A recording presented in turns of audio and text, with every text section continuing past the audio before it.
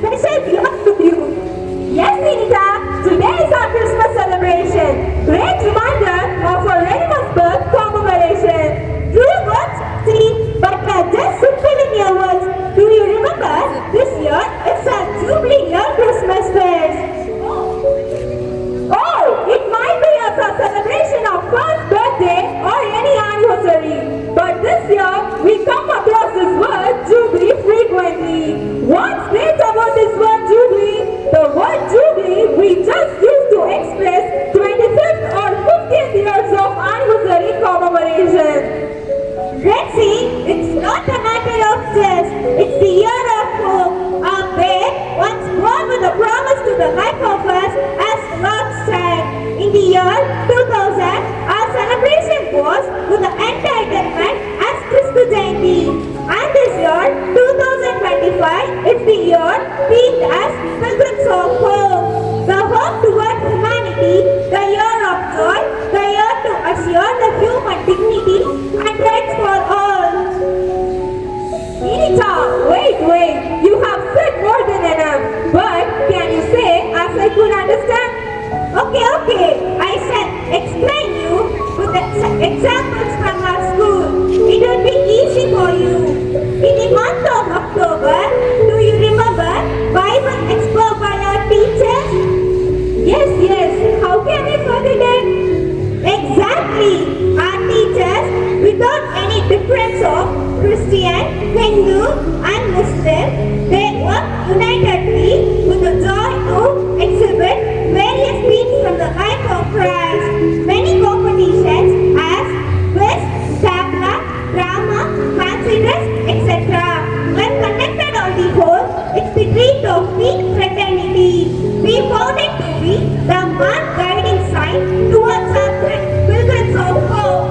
Oh, yeah, when I remember it, joy springs such sweetly. Rexy, have you offered anything for joy of sharing? Yes, Minnie. Joy of sharing in our school is not only for you and me. It's from KG to higher secondary classes. We all unite together to share our joy during the time of festive with the needy people by offering dress, bedspread, sari, towels, etc.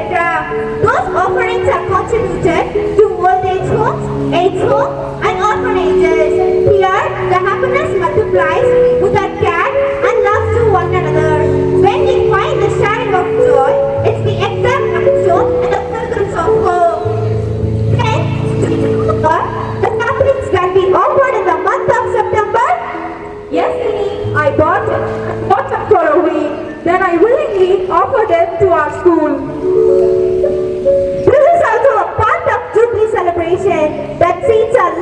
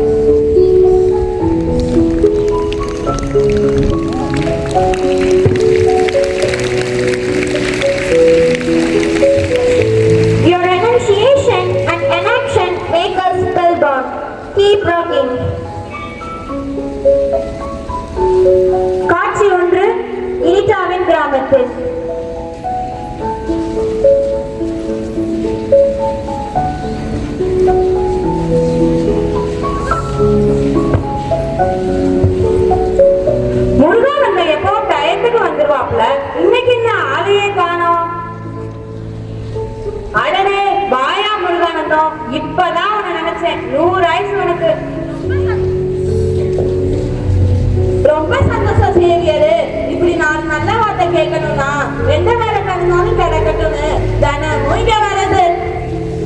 அடடே, அங்க பாரு யாரு வரான்னு. நம்ம நண்பர் இப்படி வந்தாச்சு. அப்பா, தினைக்கும் சாயங்காலம் இப்படி ஒரு அரை மணி நேரம் இங்க வந்து நம்ம ரெண்டு பேரும் கூட பேசினாதான் அந்த நாளே முடிஞ்ச மாதிரி இருக்கு. மனசு நிறைவா இருக்கு. இது என்ன இன்னைக்கு நேத்தா நடக்குது? நமக்கு விவரம் தெரிஞ்ச காலத்துல இருந்து ஓடி ஆடி விளாண்டு படிச்சு வளர்ந்து பேரன் எழுதி எடுத்துட்ட இப்ப வரைக்கும் இது நம்ம வாழ்க்கையோட வழக்கமா மாறிடுச்சு. நம்ம வாழ்க்கையில இது கடைசி வரைக்கும் நீடிக்கும். சேதியனே, சாயந்தரம் நேரம் நீங்க இங்கதான் நண்பர்களோட இருப்பீங்கன்னு நினைச்சு வந்தேன். என்னோட கணக்கு கரெக்டா தான் இருக்கு. சரி வாங்க நீ போலாம். எங்க கூப்பிடுறான் தோனி? எங்க போலான்னு சொல்ற? அண்ணே, மறந்துட்டீங்களா? போன வாரம் ஞாயிற்றுக்கிழமை பூசையில இன்னைக்கு பங்கு பேரவை கூட்டம்னு சொன்னாங்கல்ல, கோயில்ல கூட மணி அடிச்சாங்க. கையோட அவங்களை கூட்டிட்டு போகலாம் வந்தேன். அந்தோனி, பங்கு பேரவையில முக்கியமான பொருட்கள் இருக்கனா, அதை எப்படி மறப்பேன்? அதுக்குதான் இன்னும் நேரம் இருக்கு. அதுக்குள்ள வழக்கம் போல என் நண்பர்களை பார்த்துட்டு போயிடலாம்னு வந்தேன். சரி, ரொம்ப நாளா நானும் பங்கு பேரவை கூட்டத்துக்கு வரலாம்னு நினைச்சேன்.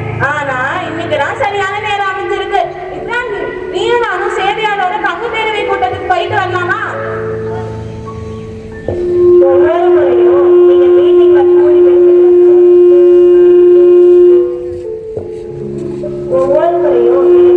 கூடி பேசிட்டு வந்தா நம்ம கிராமத்துல ஏதாவது ஒரு நல்ல விஷயத்த செஞ்சு அதை மறக்க முடியாத ஒரு தரமான செயலா செஞ்சு சாதிச்சு காட்டிடுறீங்க. அதனாலதான் இந்த தடவை நம்மளும் அந்த கூட்டத்துக்கு போய் அவங்க என்ன பேசுறாங்க, என்ன முடிவு செய்யறாங்க, அடுத்த என்ன ஒரு நல்ல காரியம் நம்ம கிராமத்துல நடக்குதுன்னு நேரே போய் பார்த்துட்டு வரலாம். ஆமாப்பா, எங்க ஃபாதர் கூட உங்களுக்கு தெரிஞ்சவங்க நண்பர்கள் யாராவது விருப்பப்பட்டா மீட்டிங்க்கு கூட்டிட்டு வாங்கன்னு சொல்லுவாரு. வாங்க போகலாம்.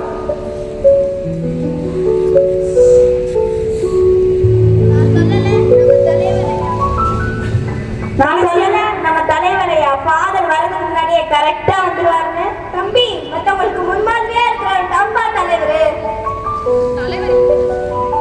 தலைவர் இப்பதான் வந்திருக்காரு. கரெக்டா வந்துட்டோம். வாங்க வாங்க. Praise the Lord father. Praise the Lord. எல்லாருக்கும் வணக்கம். எல்லாரும் நல்லா இருக்கீங்களா? நல்லா இருக்கோம் ஃபாதர். நம்ம பங்கு சின்ன பங்கா இருந்தாலும் அக்கம் பக்கத்து கிராமத்துலலாம் நம்ம செய்யற நல்ல நல்ல விஷயங்கள் தான் பெருசா பெருமையா பேசுறாங்க. ஃபாதர், நம்ம பங்கு நிஜமாவே ஒரு சின்ன சமூகம். இது உண்மையாவே ஒரு தலைச்சிறந்த குட்டி திருவிழாவே. அடடே, பேசிட்டு இருந்ததுல இன்னைக்கு இங்க புதுசா வந்திருக்கிற முருகானந்த அண்ணனையும் இப்ராஹிம் ஐயாவையும் கவனிக்காம விட்டுட்டேன். வாங்க, வாழ்த்துக்கள். ஃபாதர், பொதுவா பங்கு பேரவைனா நாம மட்டும்தான் கூடுவோம். இன்னைக்கு என் நண்பர்கள் 2 பேர் வந்ததுல உங்களுக்கு ஏதாவது? அப்படிதான் ஒண்ணும் இல்ல சேவியர். இன்னைக்கு நம்ம பேச போற விஷயத்துக்கு கிராமத்துல இருக்க எல்லாரையும் கூப்பிட்டு மீட்டிங் போட்டிருக்கணும். ஆனா அது ரொம்ப நேரம் எடுக்கும் தான் கூப்பிடல. இப்ப முருகானந்த அண்ணனும் இப்ராஹிம் ஐயாவும் வந்தது ரொம்ப சந்தோஷமாவும் சௌகரியமாவும் இருக்கும். நான் சொல்லல, 2 பேரும் வந்ததுல எங்க ஃபாதர் ரொம்ப சந்தோஷப்படுவாருன்னு. நாம ஜூலை ஆண்டோட இறுதி மாதத்துக்கு வந்தாச்சு. இது ஒரு நம்பிக்கையின் ஆண்டு. இந்த 2025 ஜூபிலி ஆண்டு எதிர்நோக்கி திருப்பயணிகள் கருத்தை மையப்படுத்துற ஆண்டு. இங்க பாருங்க, நம்ம கூட குடியமைச்சாச்சு. இது எல்லாமே கிறிஸ்து பிறப்பு விழா ரொம்ப பக்கத்துல வர்றதுக்கான அடையாளம். இது சந்தோஷமும் பகிர்வும் நிறைஞ்ச கொண்டாட்டம். இந்த வருஷம் கிறிஸ்து பிறப்பு விழாவை நம்ம கிராமத்துல எப்படி கொண்டாட போறோம்ன்றத பத்தி பேசதான் உங்க இங்க கூப்பிட்டது. நான் சொல்லல, நம்ம ஃபாதர் நம்ம எல்லாரும் இதை பத்தி பேசதான் கூப்பிட்டுருப்பாங்க. ஃபாதர் ஒரு கூட்டத்தை கூட்டிட்டாருன்னா அதுல ஒரு அருமையான நல்ல காரியம் நடக்குங்கிறது தெரியுமே. அந்த நல்ல விஷயத்த நீங்களே சொல்லிருங்க ஃபாதர். எல்லாரும் கேட்டு சந்தோஷமா ஏத்துக்கிட்டு இன்னும் சில பல ஐடியாவை சொல்லுவோம்ல. இந்த வருஷம் கிறிஸ்துமஸ்ல பட்டினி இல்லாத கொண்டாட்டமாவும் பகிர்ந்து வயிறார சாப்பிடுற திருவிழாவும் இயற்கை நமக்கு தர பரிசுகளை பயன்படுத்துற பண்டிகையாவும் இருக்கணும்னு நான் நினைக்கிறேன். நீங்க என்ன நினைக்கிறீங்க ஃபாதர்? நீங்க சொல்ல வரத விளக்கமா பளிச்சுன்னு எல்லாத்துக்கும் புரியுற மாட்டமே சொல்லிருக்க ஃபாதர். இந்த வருஷம் கிறிஸ்துமஸ்க்கு நம்ம கிராமத்துல யாரும் அவங்க வீட்டுல அடுப்பு மூட்ட வேண்டாம், தனியா சமைக்கவும் வேண்டாம். அதுக்கு பதிலா நான் சொல்லல, நம்ம ஃபாதர் நம்ம எல்லாருக்கும் சாப்பாடு போட போறாங்க. முந்திரி மாதிரி முன்னாடி பேசாத ஃபாதர். நல்ல விஷயம் சொல்லியிருக்கீங்க. சாப்பாடு போடுறதுக்கு எவ்வளவு செலவாகுதோ அதுல நான் பாதி ஏத்துக்கிறேன். முருகானந்தா, நான் நினைச்சேன், நீ சொல்லிட்ட. மீதி பாதி செலவை நான் ஏத்துக்கிறேன். நீங்க சொல்றத கேட்டா சந்தோஷமா தான் இருக்கு. ஆனா நம்ம எல்லாரும் காசு போட்டு மொத்தமா சாப்பாடு போட்டா கணக்கு போட்டுதான் செலவு செய்ய முடியும். அளவாதான் இதையும் வாங்க முடியும். அளவாதான் சாப்பாடும்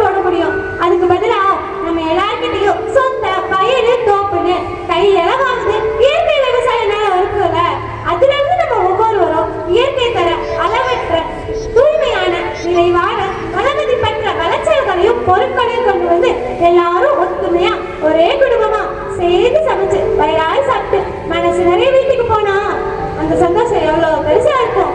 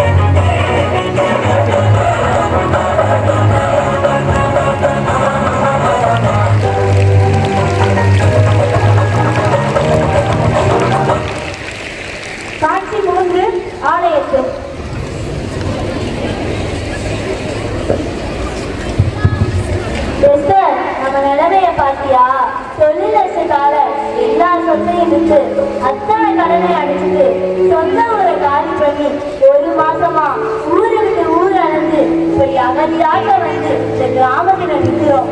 அடுத்த நிமிஷம் நம்ம வாழ்க்கையை நினைச்சா பயமா இருக்கு. பிள்ளைங்க வயிறார வாழ்வாங்களான்னு கேள்விக்குறியா இருக்கு. துளி கூட நம்பிக்கை இல்லாத நிலைமையில நிற்கிறோம். தொழில் நஷ்டமானாலும் கடனை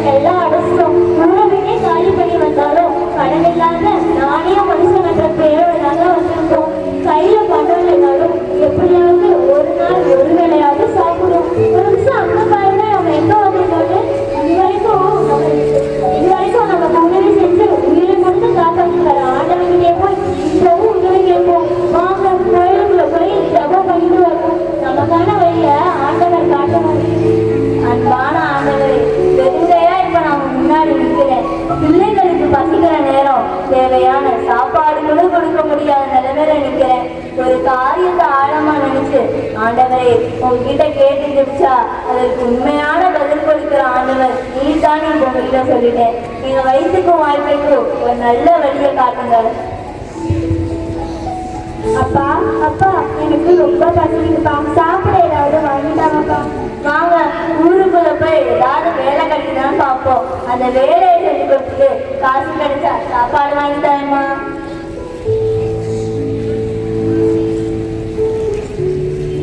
தலைவரே இங்க பாருங்க, புதுசா ஒரு குடும்பம் கோயில்ல இருக்காங்க. ஆமா, ஊரே ஒன்னாத்திரத்தை கூடி கொண்டாடி சாப்பிட்டுக்கிட்டு அவங்க வீட்டுக்கு போயிருக்க நேரத்துல யாரையும் புதுசா கோயிலுக்குள்ள. ஐயா வணக்கம் ஐயா. உங்களை பார்த்தா ஊருக்கு புதுசா இருக்கே, உன்னை பின்ன ஒரு தடவை கூட பார்த்த மாதிரியே இல்லையே. ஐயா, நாங்க சொந்த ஊரை விட்டுட்டு பொழைக்கிறதுக்காக இந்த கிராமத்துல தஞ்சம் தேடி வந்திருக்கோங்க ஐயா. உங்க நாலு கட்டியும் பார்த்தா ரொம்ப அலைஞ்சிட்டு களைச்சு போய் வந்த மாதிரி தெரியுது. முதல்ல போய் சாப்பிடுங்க. அது வந்துங்க ஐயா. அப்பா அப்பா, எனக்கு ரொம்ப பசிக்குதுப்பா, சாப்பிடுறதுக்கு ஏதாச்சும் வாங்கி கொடுங்கப்பா. கொஞ்ச நேரம் பொறுத்துக்கம்மா. ஊரே ஒன்னா கூடி கிறிஸ்துமஸ் கொண்டாட்டத்துக்கு ஒன்னா சமைச்சு வயிறார சாப்பிடுற இந்த நேரத்துல நம்ம கிட்ட தஞ்சம் தேடி வந்தவங்க பட்டினியா இருக்கிறதா? அந்தோடு முதல்ல இந்த நாலு பேர்த்தையும் கூட்டிட்டு போய் சாப்பிட சொல்லு, மற்றதெல்லாம் அப்புறம் பேசிக்கலாம். கூட்டிட்டு போப்பா. தலைவரே, உங்களை பார்த்து ஒரு சந்தோஷமான விஷயம் சொல்லிட்டு போகலான்னு வந்தேன். என்னப்பா, காலையில இருந்து நம்ம கிராமத்துல நடக்கிற ஒவ்வொரு நிகழ்ச்சியும் கொண்டாட்டமும் சந்தோஷமா தானே இருக்கு. இன்னும் என்ன புது சந்தோஷம்? ஐயா, நம்ம இயற்கை பொருட்களை கொண்டு வந்து ஒன்னா சமைச்சு விருந்து வச்சதுல சமைச்ச சாப்பாடு மிச்சமும் ஆகல, பத்தாமலும் போகல, எல்லாம் நிறைவா முடிஞ்சிருச்சு. அம்மா, அப்ப நீங்க சாப்பாடு நீங்க இருக்காதம்மா. அமைதியா பொறுமையா இருந்தா ஆண்டவன் நமக்கு அதிசயம் செய்வாரு. என்னது, சாப்பாடு தீர்ந்துருச்சா? கொஞ்சம் கூட மிச்சம் இல்லையா? ஏங்க ஐயா, அதுதான் ஊர்ல எல்லாரும் நிறைவா சாப்பிட்டாச்சுல, இன்னும் யாருக்கு சாப்பாடு வேணும்? சாப்பாடு தீர்ந்துருச்சா? காலையில 3 மணிக்கு சமைக்க ஆரம்பிச்சு வேலை செஞ்சவங்கள திரும்பவும் சமைக்க சொல்ல முடியாது. என்ன பண்றது? நம்ம தேடி வந்த இந்த குடும்பத்தையும் பட்டினியா அனுப்ப முடியாது. என்ன செய்யறது? நான் சொல்லல, அவங்களும் சாப்பிட்டுருப்பாங்க. என்னப்பா 2 கேரியரோட இருக்க, என்ன சொல்ற? யார் சாப்பிட்டாங்க? என்ன கேரியர் இது? நம்ம சர்ச்சில் உள்ள வயசான ஃபாதர் 4 பேருக்கும் சாப்பாடு எடுத்து வச்சு கொண்டு போய் கொடுத்தா ஊர்ல எல்லாரும் ஒன்னா கூடி மொத்தமா சாப்பிடுறோம்னு கேள்விப்பட்டு வயசான ஃபாதர் 4 பேரும் மெதுவா நடந்து வந்து விருந்தினர் இடத்துக்கே வந்து சாப்பிட்டு போயிட்டாங்க. இந்த சாப்பாடு என்ன செய்யுது? இதை நான் எதிர்பார்க்கவே இல்லையே. இப்படி ஒரு ஆச்சரியமான சந்தோஷத்தை நான் எதிர்பார்க்கவே இல்லையே. பாருங்க தம்பி, கடவுளுக்கு தங்கள் வாக்கை அர்ப்பணிச்ச ஆன்மீகவாதிகளுக்கு எடுத்து வச்ச சாப்பாடு கடவுளுக்கு கிடைச்சது மாதிரி அந்த சாப்பாடு கடவுள் உங்க குடும்பத்துக்கு கொடுத்துருக்காரு பாருங்க. கடவுளுக்கு நன்றி சொல்லிட்டு நீங்களும் உங்க குடும்பமும் மனசார வயிறார சாப்பிடுங்க. போங்க தம்பி, பிள்ளைகளை கூட்டிட்டு போங்க. நானும் ஃபாதரை கூட்டிட்டு வந்து உங்களை பாக்குறேன். எங்கேயும் போயிடாதீங்க, கொஞ்ச நேரத்துல திரும்பி வந்துருவோம். நன்றிங்க ஐயா. காட்சி 4. ஃபாதர், இந்த யூபி ஆண்டு கிறிஸ்துமஸ் ஃபங்க்ஷனை சிறப்பா கொண்டாடியாச்சு. ஊர்ல இருக்க எல்லா மக்களும் திருப்தியா சமைச்சு பகிர்ந்து ஒன்னா உட்கார்ந்து விருந்து சாப்பிட்டு சந்தோஷமா இருக்காங்க. நம்ம கிராமத்துக்கு புதுசா வந்த அந்த குடும்பத்துக்கும் ஆண்டவர் அதிசயமா சாப்பாடு கிடைக்கிற மாதிரி ஆசீர்வதிச்சிட்டாரு. எல்லா மக்களும் அவங்கவுங்க வீட்டுக்கு போயிட்டாங்க. விருந்து நடக்கிற இடத்தையும் சுத்தம் பண்ணியாச்சு. அந்த புதுசா வந்த குடும்பத்தை பார்த்தா ரொம்ப நல்லவங்களா பக்தியானவங்களா தெரியுது. பாவம், அவங்களுக்கு கொஞ்சம் பணத்தை கொடுத்து அனுப்பிடலாம்ல ஃபாதர். எல்லாத்தையும் எனக்கு தஞ்சம் தேடி அலைஞ்சு தெரிஞ்சவங்க இன்னைக்கு நம்ம கிராமத்துக்கு வந்திருக்காங்க. அவங்களுக்கு ஒரு வேலை சாப்பாடும் கொஞ்சம் பணமும் கொடுத்தா உங்களுக்கு வாழ்க்கை கிடைக்காது. நான் என்ன முடிவு எடுத்திருக்கேன்னா, நம்ம சர்ச்சுக்கு சொந்தமான நிலம் கொஞ்சம் இருக்குதுங்க, அதை பராமரிச்சு பயிர் செஞ்சு விளைச்சலை பார்த்துட்டா நம்ம சர்ச்சில் இருந்து கொஞ்சம் சம்பளத்தை கொடுத்து பார்க்கலாம். ஓரமா ஒரு குடிசையை வீட்டு கொடுத்தா அவங்க இங்கேயே தங்கிக்குவாங்க. இந்த வருஷம் கிறிஸ்துமஸ்க்கு இந்த ஏழப்பட்ட குடும்பத்தை கடவுள் நம்ம கிட்ட அனுப்புறதான் நினைச்சு அவங்களுக்கு வாழ்க்கை கொடுப்போம். என்னங்க பாத்தீங்களா, நம்ம எல்லாத்தையும் இழந்து ஒண்ணுமே இல்லாம நின்றப்ப நம்பிக்கையை மட்டும் இழக்காம கடவுளை நம்பி பரப்பட்டோம். இந்த 1 மாசத்துல எத்தனையோ இடத்து கடந்து வர்றப்ப இங்க தங்கிட மாட்டோமா, இங்க ஒரு வாழ்க்கை நமக்கு அமைஞ்சிடாதான்னு ஒவ்வொரு இடத்துலயும் நினைச்சு